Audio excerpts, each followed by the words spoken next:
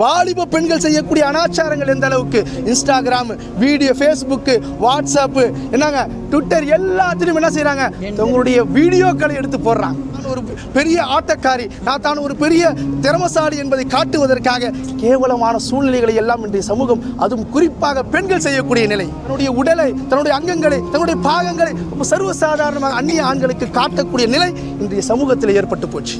ஒரு பெண் பிள்ளைகள் தலை குனிஞ்சு போனாதான் அந்த குடும்பத்துடைய ஆண்கள் தலை நிமிர்ந்து போக முடியும். பெண் பிள்ளைகள் பள்ளிக்கு போய் படிச்சுட்டு வீடு திரும்பி வர வரைக்கும் அந்த தாய் தந்தையுடைய உள்ளங்கள் பதறிக்கிட்டே இருக்குது. அச்சத்தோடு இருக்கிறாங்க, பிள்ளை எப்போ வரும், என் பிள்ளை எப்போ வரும். கண்ணியமான பெண்களே, உங்களை அல்லாஹ் கண்ணியமாக்கி வச்சிருக்கிறான், உங்களுக்கு உண்டான அந்தஸ்துகள் அல்லாஹ் கொடுத்திருக்கிறான். தாய்மார்களுடைய பாதத்திற்கு கீழே சொர்க்கம் இருக்கிறது அல்லாஹ் சொல்லி இருக்கிறான். இவ்வளவு அந்தஸ்துக்களை, உங்களுடைய அந்தஸ்துக்களை அல்லாஹ் உயர்த்தி வச்சிருக்கக்கூடிய நேரத்தில் அதை எந்த அளவுக்கு அசிங்கப்படுத்த முடியுமோ, எந்த அளவுக்கு கேவலப்படுத்த முடியுமோ, எந்த அளவுக்கு இழிவாக்க முடியுமோ அந்த அளவுக்கு இழிவாக்கி உங்களுடைய வீடியோக்களை ஃபேஸ்புக்லையும் வாட்ஸ்அப்லையும் என்ன செய்றீங்க, இன்ஸ்டாகிராம்லையும் பரப்புறீங்க.